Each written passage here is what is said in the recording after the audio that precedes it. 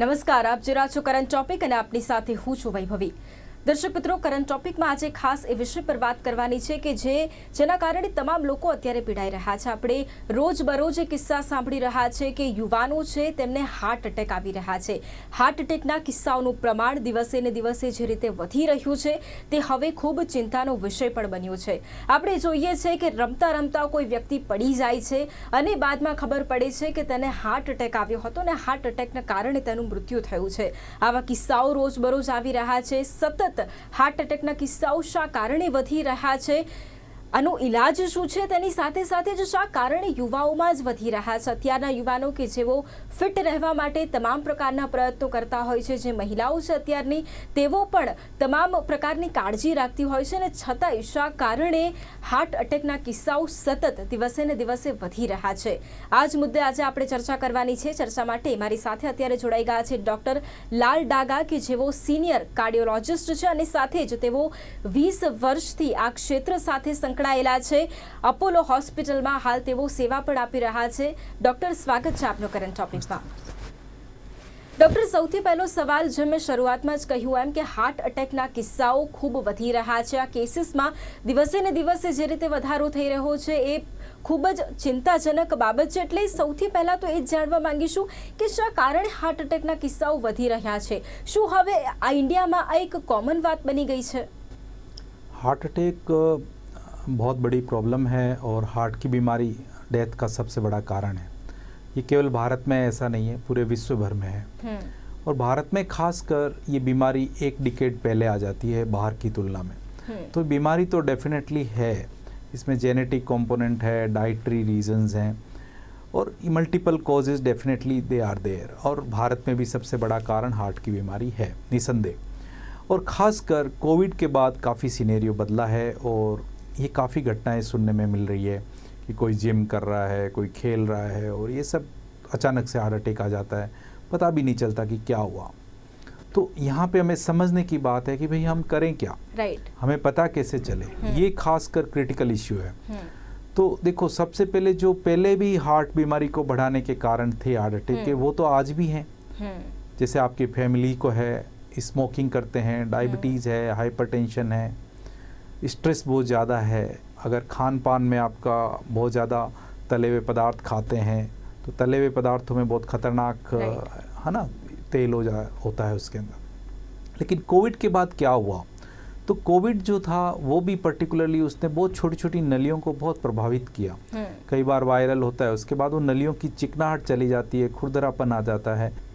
Doctor, ખાસ અત્યારે heart એટેકના કિસ્સા તો વધી રહ્યા છે, પરંતુ કોવિડનો એ સમયગાળો કે ચોક્કસપણે કેસીસ પણ અત્યારે વધી રહ્યા છે। કોવિડના કેસોમાં વધઘટ આપણને હંમેશા જોવા મળતી હોય છે, પરંતુ હજી પણ કોવિડ આપણી વચ્ચે તો છે જ।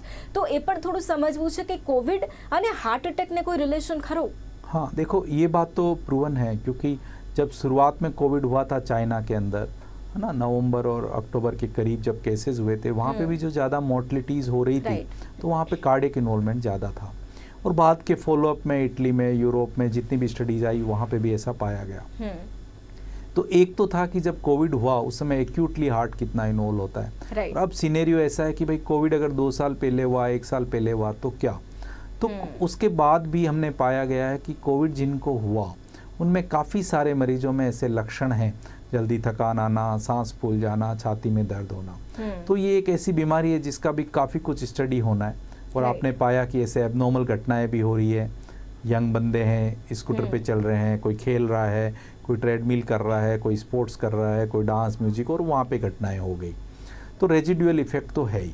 अल्टीमेटली इसकी जो मैकेनिज़्म है वो ऐसी है कि रेजिडुअल अगर ये बीमारी रहती है तो ये नलियों की जो चिकनाई है उसको हटा देती है, स्मूथनेस को हटा देती है, और वो वेसल जो है वो खून का थक्का जमने की संभावना बढ़ जाती है।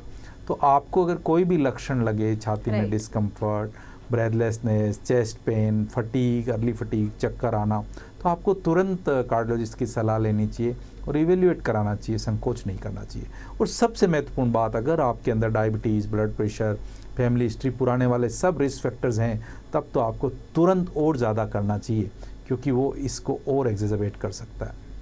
બિલકુલ ડૉક્ટર ચોક્કસપણે જે રીતે યુવાનોમાં અત્યારે હાર્ટ એટેકનું પ્રમાણ ખૂબ વધી રહ્યું છે એના વિશે થોડું વિસ્તારથી સમજીશું જ, પરંતુ તે પહેલાં હાર્ટ એટેકના સિમ્પટમ્સ વિશે પણ થોડું સમજવું જરૂરી બને છે, કારણ કે ઘણી વખત એવું હોય કે કોઈ વ્યક્તિને હાર્ટ એટેક જ્યારે તેને આવી રહ્યો હોય ત્યારે ઘણી વખત શરૂઆતનો એ પીરિયડ કે વ્યક્તિ ખૂબ જ એને નોર્મલી લેતો હોય છે અને બાદમાં તેને વધી જતું હોય છે. આવા કિસ્સાઓ પણ આપણે જોયેલા છે, એટલે થોડું સિમ્પટમ્સ વિશે પણ સમજવા માંગીશું.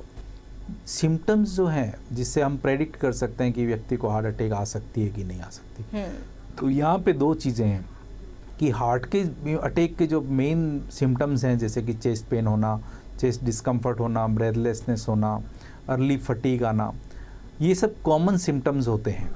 लेकिन इसके साथ अलग क्या सिम्टम्स होते हैं, जैसे कंधों में दर्द होना, आर्म्स में दर्द होना, जो पेन होना, या ऊपर के पेट के हिस्से पे पेन होना, या फिर जलन जैसा फील होना और एब्नॉर्मली बहुत ज़्यादा फील होना.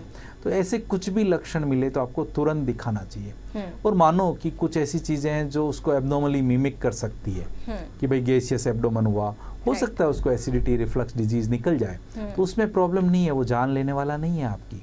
तो जांच कराने में कोई बुराई नहीं है. अगर हार्ट से रिलेटेड हुआ तो आप अर्ली उसको प्रेडिक्ट कर लोगे, पिक कर लोगे और आप ट्रीटमेंट चालू कर दोगे, तो वो अटैक में बदलने से बच जाएगा और जानलेवा होने से बच जाएगा. तो ये कॉमन सिम्टम्स तो है ही. अब कोविड वगैरह हुआ है तो आपको और ज़्यादा सावधान रहना है, રાઈટ, ना, बहुत ज़्यादा सावधान रहना है.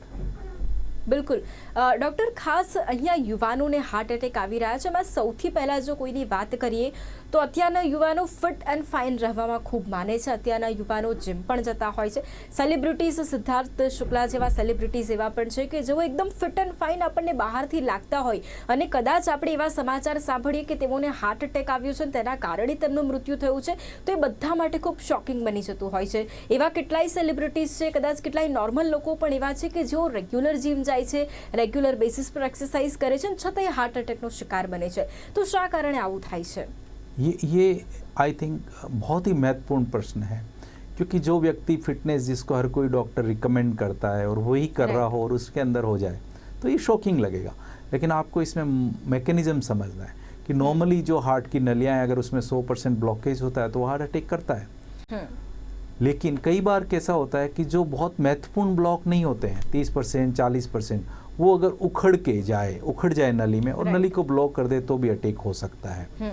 तो वो कैसे होते हैं, उसे वल्नरेबल प्लाक बोलते हैं यूजुअली, और वो ओवर एक्सर्शन से कई बार उसको इंक्रीज हो जाता है इंसिडेंस.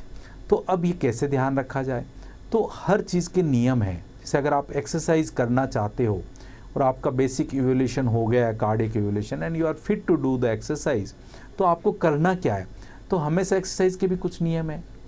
स्लोली आपको वार्म अप करना है एक्सरसाइज को, फिर आराम से धीमे धीमे अपग्रेड करना है, फिर धीमे धीमे कूल ऑफ करना है. और एक्सरसाइज का टाइम कैसे करना होता है, जैसे आप अगर फास्ट वॉकिंग कर रहे हो या स्लोली जॉग कर रहे हो या फिर ट्रेडमिल कर रहे हो, तो आप धीमे धीमे उसको बढ़ाइए. जैसे 15 दिन तक आप खाली 10 मिनट्स ही कंफर्टेबली कर रहे हैं, फिर 2 मिनट्स बढ़ाइए, 12 मिनट्स, 14 मिनट, ऐसे करते करते आपको बढ़ना है 30 to 45 minutes per day and 3 to 5 days a week. और maximum you can go around 150 minutes a week.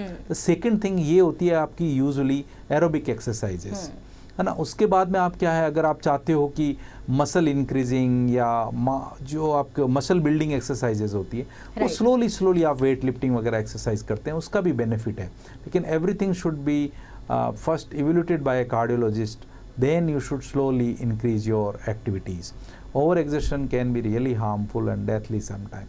और जब आपके इतने रिस्क फैक्टर्स हों, बीच में कोविड भी हुआ हो, तो कई बार ये हजारडस हो सकती है. બિલકુલ ડૉક્ટર, ખાસ અહીંયા મહિલાઓની પણ વાત કરીશું. મહિલાઓ ચોક્કસપણે ઘણી બધી કાળજી રાખતી હોય છે. રેગ્યુલર બેસિસ પર મહિલાઓ એક્ટિવ પણ ખૂબ રહેતી હોય છે, પરંતુ છતાં પણ તેઓમાં પણ હાર્ટ અટેકનું પ્રમાણ ખૂબ વધી રહ્યું છે. જે યંગ ફિમેલ છે તેમનામાં પણ ખૂબ વધી રહ્યું છે. તો મહિલાઓમાં જે હાર્ટ અટેકનું પ્રમાણ વધ્યું છે તેનું કારણ શું છે? ये एक बहुत ही चिंता का विषय है, लेकिन ये है, सच में है ऐसा.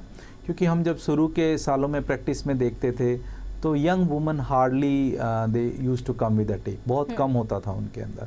लेकिन अभी रिलेटिवली फ्रिक्वेंट है कि पहले आप देखते ही नहीं थे, और अभी हर महीने 2-4 केस आप ऐसे देखते हो जहाँ पे यंग फीमेल्स हैं और उनको हार्ट अटैक आ गया और आपको ट्रीट करना पड़ता है. तो ऐसा क्या हो गया, तो डेफिनेटली एक लाइफस्टाइल और वो सब तो चेंज हुआ ही है, क्योंकि अभी womens are also increasing to the stress exposure, उनका वर्क स्टाइल ऐसा हो गया, स्ट्रेस हो गया, खान पान बदल गया, बाहर का खाना उनका भी काफ़ी हो गया, और काफ़ी जो मॉडर्न वुमेन्स हैं, एजुकेटेड वुमेन्स हैं, बाहर जाते हैं, थोड़े स्मोकिंग और ये सब नशे भी आ गए हैं उनको, और आराम से टाइम पे सोना, खाना पीना, ये सब तो बदला ही है। राइट। और दूसरा, कोविड का नुकसान अगर मेल्स में हुआ है तो फीमेल्स में भी हुआ है। बिल्कुल। तो जो वुमेन्स पहले 45 साल से पहले यूजुअली एस्ट्रोजन हार्मोन से प्रोटेक्टेड होती थी, जब तक उनको माहवारी होती थी या मेंसेस आते थे तब तक दे वर यूजुअली प्रोटेक्टेड, और उस समय होते नहीं थे। लेकिन अब ऐसी घटनाएं हैं जब ऐसा हो रहा है, तो उनको भी इक्वली सावधान रहना है और अपने आप को तुरंत मदद लेनी है। क्योंकि दूसरा एक बहुत बड़ा चिंता का विषय है, वो खाली भारत में नहीं, वर्ल्ड वाइड है, और यहाँ पे तो और भी ज़्यादा है, कि यूजुअली अगर 10 हार्ट अटैक के मरीज हैं और 5 या 6 लोग अस्पताल पहुंचते हैं, तो वुमन तो खाली 2-3 ही पहुंचती है। बिल्कुल। तो ये जो नेग्लेक्ट का पार्ट है सोसाइटी में, या उनकी कंप्लेन के प्रति ध्यान नहीं देना, ये तो एकदम बहुत बड़ा गुनाह हो जाएगा। ऐसा कभी नहीं करना चाहिए। तो वुमन को भी सिम्टम्स आ रहे, ना तो उनको खुद को छिपाना चाहिए, ना उनको नेग्लेक्ट करना चाहिए, और घर में मेल्स वगैरह कोई भी जिम्मेदार व्यक्ति है तो उनके भी कंप्लेन को आदर देना चाहिए और तुरंत दिखाना चाहिए। બિલકુલ ડૉક્ટર, ખાસ અહીંયા ઘણા કિસ્સાઓ અત્યારે એવા આવી રહ્યા છે કે જે આપણને બધાને આશ્ચર્યમાં મૂકી દે. એક કિસ્સો ખૂબ જ એવો છે કે જેમાં એક વ્યક્તિ છે કે જે બેઠા બેઠા તેને હાર્ટ અટેક આવી જાય છે, તે ઢળી પડે છે. ઘણા કિસ્સા એવા પણ આવે છે, અત્યારે આપણે રિસન્ટલી જોઈ રહ્યા છે કે ડાન્સ કરતાં કરતાં લોકોનું મૃત્યુ થઈ રહ્યું છે, જે ખરેખર ખૂબ શોકિંગ છે. એક સેકન્ડ એ વ્યક્તિ આપણને હસતો રમતો દેખાતો હોય ને બીજી તરફ એ વ્યક્તિ અચાનક જ ઢળી પડતું હોય. આ ક્યારે થઈ જાય છે ખબર નથી પડતી. તો આની પાછળનું પણ શું કારણ છે કે એક તરફ વ્યક્તિ આપણને ખૂબ હસતો દેખાઈ રહ્યો છે, કોઈ વિચારી પણ ન શકે કે બીજી સેકન્ડને આની જોડે થવાનું છે શું. તો આ કેમ થઈ રહ્યું છે? देखो, ये बात तो स्वाभाविक है कि हर एक को शौक लगेगा ही, जो नॉर्मली व्यक्ति आपके साथ बैठे हैं, यंग हैं या एक्टिव हैं, और अचानक से घटना हुई। लेकिन खासकर कार्डियक इवेंट्स जो हैं, हार्ट के अटैक्स के इवेंट्स हैं, वहाँ पे ऐसा होता है। उसका कारण आप ऐसे समझिए, जैसे कार कितनी भी अच्छी हो और उसका अगर इंजन जैसे तुरंत बंद हो जाए या पेट्रोल ख़त्म हो जाए तो क्या होगा? कार बंद हो जाएगी, चाहे कितनी भी अच्छी क्यों ना हो। तो उसमें क्या होता है कि ये बॉडी की मैकेनिज्म ऐसी है, हाँ, कि अगर हार्ट की नलियों में सप्लाई बंद हुई, सडन अटैक पड़ा, तो फिर तुरंत बंद हो जाता है, मौका नहीं मिलता अगर वो टाइमली ठीक ना किया जाए तो। રાઈટ ડૉક્ટર, હવે એ સમજવું છે કે હાર્ટ અટેક કઈ રીતે આવે છે તે તો જાણ્યું, પરંતુ તેનાથી બચવા માટે પણ શું કરી શકાય તેના વિશે પણ સમજવું જરૂરી છે. અહીંયા બે રીતે જાણવા માંગીશું. એક તો તેના બચવાના ઉપાયો, હાર્ટ અટેકથી કઈ રીતે બચી શકાય, અને બીજું કે જ્યારે હાર્ટ અટેક આવતો હોય, કોઈ વ્યક્તિને કદાચ ખ્યાલ આવે શરૂઆતનો એક સ્ટેજ છે, તાત્કાલિકપણે જે પણ જગ્યાએ આપણે છે ત્યાં શું કરવું જોઈએ? ये ऐसी चीज़ है जो हर व्यक्ति को मालूम होनी चाहिए, हर नागरिक को मालूम होनी चाहिए। राइट। क्योंकि ये ऐसी बात है जो काफ़ी लोगों को बचा सकती है, और ये अवेयरनेस इस चीज़ में मदद कर सकती है। राइट। तो इसको हम इस तरीके से 3-4 स्टेप्स में सोचते हैं कि पहला, अगर व्यक्ति को हार्ट अटैक घर पे आया तो क्या करोगे? अगर घर पे हार्ट अटैक आया है तो सबसे पहले उसको तुरंत सेफली लिटा दो अगर वो होश में है, और अगर रेस्पॉन्ड कर रहा है वगैरह, तब अगर आपके घर में डिस्प्रिन की गोली, आप डिस्प्रिन एक तुरंत दे दीजिए। सोबिटेट की गोली अगर है जो जीभ के नीचे रखते हैं, वो तभी देनी चाहिए जब उनकी पल्स या बीपी अच्छा हो। अगर कई बार हार्ट अटैक की ऐसी अवस्था होती है जहाँ पे बड़ा हार्ट अटैक होता है, अगर वो दवा दें तो बीपी कम हो जाता है। तीसरा, वो सेफ जगह पे होना चाहिए, दरवाज़ा खुला होना चाहिए, हेल्प तुरंत मांग लेनी चाहिए। अगर घर पे है हेल्प तो आपको तुरंत अरेंज करना है कि भाई आप ऐसी अस्पताल में पहुँचो या ऐसी बड़े जगह पे पहुँचो जहाँ हार्ट की केयर की जा सके। नहीं तो आप पड़ोसी को भी बुला सकते हो, और तो उसका ये सारी चीज़ें घर से लेके अस्पताल आने तक तुरंत इन्वॉल्व होनी चाहिए। लेकिन उसके आगे क्या? तो हार्ट अटैक एक ऐसी इमरजेंसी है, वो रूटीन ट्रीटमेंट नहीं है। वहाँ पे आपको डिले नहीं करना है। आपकी कोई भी ग्रीवेंसेस हैं, क्वेरीज हैं, सोल, वहाँ पे आपको हिम्मत दिखानी है और फटाफट बोलना है कि जो मरीज़ के लिए बेस्ट है वो हमें करना है हार्ट अटैक में। क्योंकि उसमें तो हार्ट अटैक आया है, इमरजेंसी ट्रीटमेंट करोगे तो बहुत ज़्यादा फ़ायदा होता। और इसी को ही पता है, एक नाम से जाना जाता है कि गोल्डन आवर। राइट। और टाइम इज़ मायोकार्डियम। जितना जल्दी करोगे उतना ही ज़्यादा हार्ट बचेगा, रिकवरी ज़्यादा आएगी, जान भी बच सकती है। બિલકુલ ડૉક્ટર, તમે ગોલ્ડન આવરની પણ વાત કરી, તેના વિશે પણ થોડું સમજવા માંગીશું, અને તેની સાથે સાથે જ ઇમરજન્સીમાં કઈ દવાઓ છે કે જે આપવામાં આવે છે તેના વિશે પણ થોડું સમજવા માંગીશું. हाँ, तो यहाँ पे खून पतला करने की गोलियाँ होती है, जैसे डिस्प्रिन बोलते हैं, क्लोपिडोग्रिल बोलते हैं। तो ये अगर आपके पास है तो एक डिस्प्रिन की गोली, 2 या 4 क्लोपिडोग्रिल की गोली 75 मिलीग्राम की है, तो वो आप ले सकते हैं सेफली। सोबिट्रेट तभी जब आपका बीपी अच्छा है, पेशेंट होश में, लेकिन पेन काफ़ी हो रहा है, तो आप एक 5 mg की जीप के नीचे दे सकते हैं, 10 mg की तो हाफ करके नीचे दे सकते हैं। और तब तक अर्ली अरेंजमेंट कर लें, एम्बुलेंस है तो एम्बुलेंस में, या कार है तो गाड़ी है तो भी तुरंत ले जाना चाहिए अस्पताल में। રાઈટ અને ડૉક્ટર ખાસ જે રીતે અત્યારે હાર્ટ અટેકનું પ્રમાણ વધી રહ્યું છે, લોકોને ખાસ જે આ જાણકારીની ખૂબ જરૂર હતી તે તો આપ પૂરી પાડી જ રહ્યા છો, પરંતુ હવે થોડું એ પણ સમજવું છે કે એન્જિયોગ્રાફી અને એન્જિયોપ્લાસ્ટી એટલે શું? एंजियोग्राफी क्या है, एंजियोप्लास्टी क्या है? जब हम मेडिसिन देते हैं तो आपने क्या किया, खून पतला किया, लेकिन ये हो सकता है मदद करे कि वो खून का थक्का आगे ना बढ़े या थोड़ा बहुत खून का फ्लो बन जाए। पर मोस्ट ऑफ द टाइम ऐसा होता है कि ये पर्याप्त नहीं होता है, लेकिन थोड़ा टाइम हमें बाई हो जाता है। तो उसके बाद जो नली में ब्लॉकेज बना, जिसने हार्ट अटैक किया, उसको आगे कैसे अप्रोच किया जाए। तो मोस्ट ऑफ द टाइम जहाँ पे कैथ लैब है, हॉस्पिटल आप जाओ, तुरंत आप अगर नलियों को देखने का प्रोसीजर करते हो, उसे हम एंजियोग्राफी कहते हैं, विजुअलाइजेशन ऑफ कोरोनरी आर्टरीज, उसे हम एंजियोग्राफी करते हैं। वो हाथ से भी हो जाता है, पाँव से भी हो जाता है, डिपेंड करता है कि अटैक किस तरीके का है, उस हिसाब से हम निर्णय लेते हैं। तो इसे हम एंजियोग्राफी बोलते हैं। और अगर जहाँ ब्लॉकेज आया उसमें हम क्या करते हैं, एक वायर क्रॉस करते हैं उस नली में, है ना, उसके ऊपर we pass 1 balloon, then balloon के थ्रू हम रास्ता बनाते हैं और उसके ऊपर जब एक स्टेंट लगा देते हैं तो उसे एंजियोप्लास्टी कहते हैं। तो वो रास्ता है, वो पाइप खुल गया और फ्लो आ गया हार्ट के अंदर, तो हार्ट का पंप है वो चालू रहता है और दर्द इमीडिएटली टेबल पे ही चला जाता है most of the time. So more of its like a repair, जो ब्लॉकेट बना उसका आपने खोल दिया। રાઈટ ડૉક્ટર, ખાસ અહીંયા એ પણ સમજવું છે કે હાર્ટ અટેક વિશે તો જાણ્યું, પણ હવે આ સાયલેન્ટ હાર્ટ અટેક એ શું છે અને એ કોને થાય છે? साइलेंट हार्ट अटैक ऐसा है कि जहाँ हार्ट के सिम्टम्स बहुत ही मिनिमल या माइल्ड आते हैं या नहीं आते हैं, और व्यक्ति इसमें कई बार मिस कर जाता है। तो ऐसे लोग कौन होते हैं?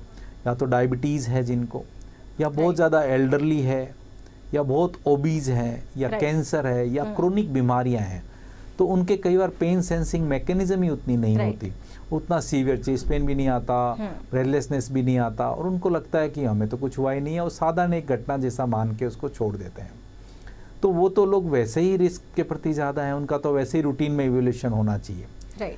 और अगर पहले इवोल्यूशन हो जाएगा, हमारे ध्यान में रहेगा, तो इस तरह की घटनाएं होने की संभावना कम होती है। साइलेंट बने कि सिम्टम्स एकदम है नहीं, या फिर एकदम माइल्ड या मिनिमल है और अटैक आ गया, तो ऐसे केसेस में और ज़्यादा सावधान रहने की बात है। और कौन लोग होते हैं वो तो मैंने आपको बता ही दिया। राइट, બિલકુલ। અને ડૉક્ટર, ખાસ અહીંયા બીજો એક સૌથી મોટો સવાલ કે ચોક્કસપણે દરેક લોકો એની ચિંતા કરતા હશે કે ટ્રીટમેન્ટ લીધા બાદ પણ હાર્ટ અટેક તો આવે જ છે, આવા કિસ્સાઓ પણ આપણે જોયા છે, તો એ શા કારણે થતું હોય છે ને એ સમય દરમિયાન શું કરવાની જરૂર છે? तो ट्रीटमेंट जैसे आपने किया कि नली में हार्ट अटैक जहाँ आया उस नली को खोल दिया और ठीक कर दिया, तो आपने खाली उसी पार्ट का हिस्सा ठीक किया। कई बार होता है दूसरी नलियों के पार्ट में भी वो पार्ट बीमारी हो, दूसरा जहाँ ठीक हुआ वहाँ ठीक किया, पर ये प्रॉब्लम तो पूरे शरीर की थी और सिस्टम की थी, तो खून को थक्का बनने की प्रवृत्ति रहती है। और चौथा कारण, जैसे कई बार स्टेंट जो है वो मेटल है और उसके ऊपर दवाई रहती है, कई लोग उतना टॉलरेट भी नहीं करते हैं उसको, और भी कई कारण होते हैं जिसमें अगर वो बॉडी ने एक्सेप्ट नहीं किया और वहाँ खून का थक्का जम गया तो दोबारा भी नली बंद हो सकती है। ऐसे परसेंटेज कम होती है, 3-4%, 2-3%, लेकिन होती है, किसी किसी में आ सकती है, तो सावधानी उसके बाद और ज़्यादा बन जाती है। तो जो आपको फॉलोअप बोला है कि 7 दिन बाद आना है, 15 दिन, महीना भर बाद रेगुलर दवाइयाँ लेनी है, उसमें कोई आपको लापरवाही नहीं करनी है। और यूजुअली 3-4 महीने तो लग जाते हैं जब स्टेंट बॉडी का प्रॉपर नॉर्मल पार्ट बनता है, तो ये समय बहुत सावधानी से निकालना चाहिए और बाद में भी रेगुलर फॉलोअप करना चाहिए ताकि आगे बीमारी ना आए। और यहाँ एक सबसे बड़ी बात मैं आपको जो बताता हूँ वो ये है कि एक व्यक्ति जिसको हार्ट अटैक नहीं आया, उसकी जितनी रिस्क है वो रिस्क 3 गुना उस व्यक्ति में हो जाती है जिसको एक बार अटैक आ चुका है। तो इसलिए और भी ज़्यादा सावधान रहना, रेगुलर मेडिसिन लेना, रेगुलर टेस्ट कराना, डाइट और बॉडी फिजिकल एक्टिविटी, ये सब जितने प्रिकॉशंस तरीके से बताएं वो अपनाने चाहिए जीवन में। બિલકુલ ડૉક્ટર, ખાસ જે રીતે હાર્ટ એટેકનું પ્રમાણ વધી રહ્યું છે દિવસે ને દિવસે, સ્પેશિયલી પહેલાં એક સમયગાળો એવો હતો કે આપણે એક એજ ઉંમર પછી હાર્ટ એટેકના કિસ્સા આપણને વધારે જોવા મળતા હતા, પરંતુ અત્યારે રોજબરોજ રોજિંદા જીવનમાં કદાચ આજે પણ એવું હશે કે એક યુવાનનું હાર્ટ એટેકના કારણે મૃત્યુ પણ થયું હશે, એટલે રોજે રોજ આ કિસ્સા વધી રહ્યા છે. એટલે હવે હાર્ટ એટેકને પ્રિવેન્ટ શું કરી શકાય, અને કરી શકાય તો કઈ રીતે કરી શકાય, કે જેમાં ખાસ લોકોએ જાગૃતતા રાખવાની પણ જરૂર છે અને આના વિશે समझवानी पण जरूर है. तो ये टॉपिक अपने आप में बहुत बड़ा टॉपिक है, लेकिन ये कम्युनिटी, कंट्री, सोसाइटी सबके पर्पज से देखा जाए तो बहुत ही ज़्यादा अत्यंत महत्वपूर्ण है. राइट. क्योंकि आप अगर बीमारी होने से पहले ही कर लेंगे ठीक, तो वो सबसे अच्छी सिचुएशन होती है. तो prevention is better than cure. Right. तो प्रिवेंट कर लिया, बीमारी नहीं आई, तो क्योर तक जाने की नौबत ही नहीं आई. तो आप शुरू से ही यंग बंदा है, अगर उसकी फैमिली हिस्ट्री है हार्ट अटैक की, डायबिटीज़ है, तो वहीं से शुरू कर दो उसका वर्कअप करना. 20-25 की एज पे ही कर दो, क्योंकि कई बार एबनॉर्मल घटनाएं साल में 2-4 ऐसी भी होती है जहाँ इस एज में भी 20-25 की एज में भी लोग प्रभावित हो जाते हैं. राइट.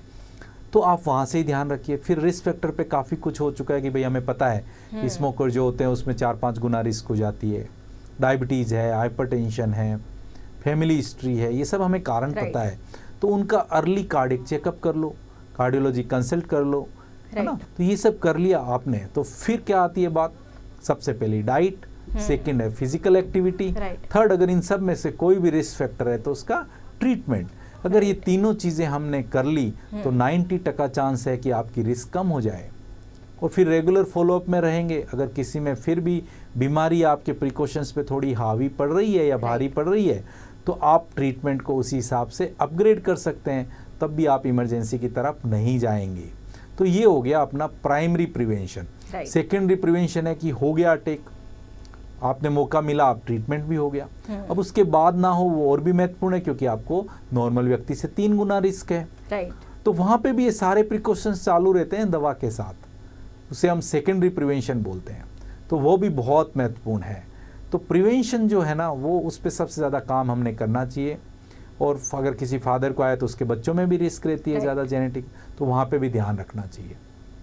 બિલકુલ. તો ડૉક્ટર, ખાસ આજે લોકોને ચોક્કસપણે ખબર પડી હશે, કારણ કે હાર્ટ એટેકના કેસીસ તો વધી રહ્યા છે, પણ લોકોમાં જાગૃતતા હજી પણ ઓછી છે, એ આપણે સ્પષ્ટપણે જોઈ રહ્યા છે. કારણ કે યુવાનોમાં અત્યારે જે રીતે હાર્ટ એટેકનું પ્રમાણ વધી રહ્યું છે, છતાં પણ યુવાઓ ફિટ એન્ડ ફાઇન રહેવા માટે જેટલી મહેનત કરતા હોય છે, તે ખરેખર આ બીમારીઓથી પણ તે બચી શકે તે માટે કદાચ તેઓ નથી પણ કરતા હોતા, અને એના જ કારણે ઘણી વખત હાર્ટ એટેકનું પ્રમાણ પણ વધી જતું હોય છે.